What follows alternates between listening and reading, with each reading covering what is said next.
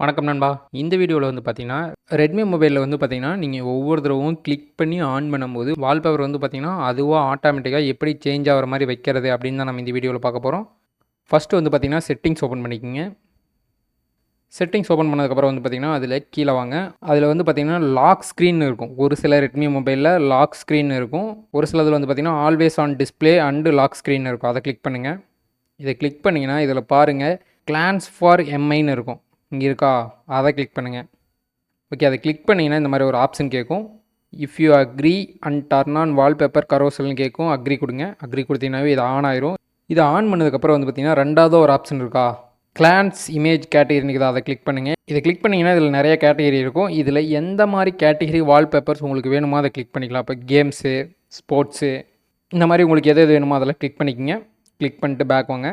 Okay, இதெல்லாம் set பண்ணதுக்கப்புறம் வந்து பார்த்திங்கன்னா க்ளோஸ் பண்ணிவிட்டு நீங்கள் லாக் ஸ்க்ரீன் அழுத்தி பாருங்கள்.